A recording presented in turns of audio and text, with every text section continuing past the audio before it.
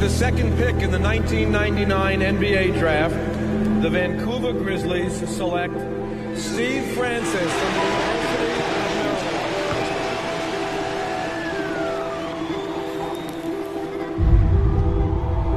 I was 8 years old in Washington, D.C.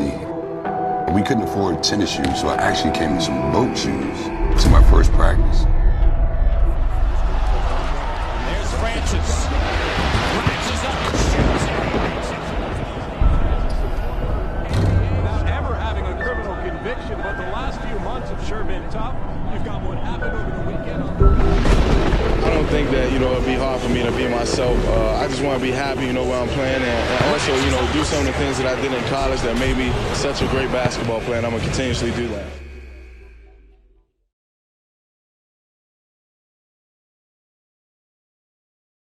That little kid that had all that suppression while he was on the NBA basketball still had to play by those jail rules. Did it get out of control sometimes?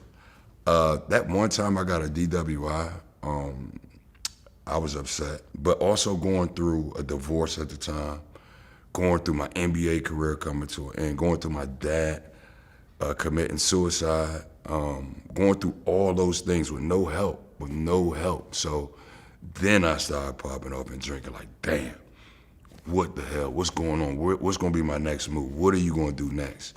So when you get to that point and you break down, you're dark. So now when you pop in them bottles, you're gonna pop some more bottles. And then the next day you're gonna pop some more bottles. And then you're gonna start earlier. And then the boat rides are that much smoother. And the crowd gets bigger and everybody's partying. So you cool, you fitting right in. But when you go home, you like, damn, how much money I spent. Damn, and all those questions. When you got all those dams, that levee gonna break. And mental health to me is when you are able to admit that you're tired. And I was tired of holding some of those things, and I was tired of holding all these people together who didn't really care about Steven. I'm not a snitch, but speaking out about being mentally soft is like snitching when we were growing up. I couldn't do that. I didn't want to break the Francis barrier about talking about my weaknesses and why I drink and what triggered me. But if you look at the timeline, they add up to, me having to take a step back from everything.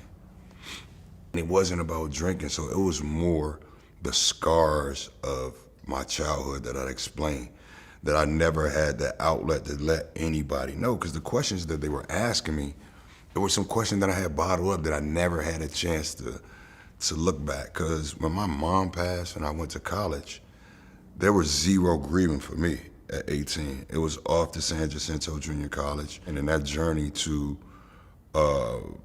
get out of poverty and be the best basketball player in the world, that's when it began. So from all that suppression, at 22 I became a millionaire. And when basketball died, all of that stuff kind of came back.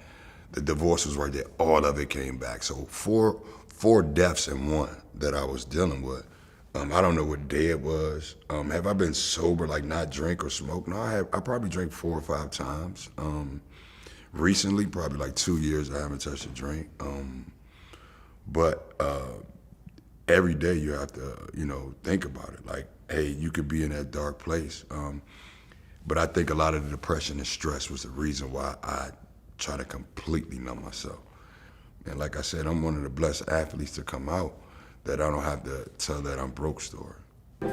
Steve Francis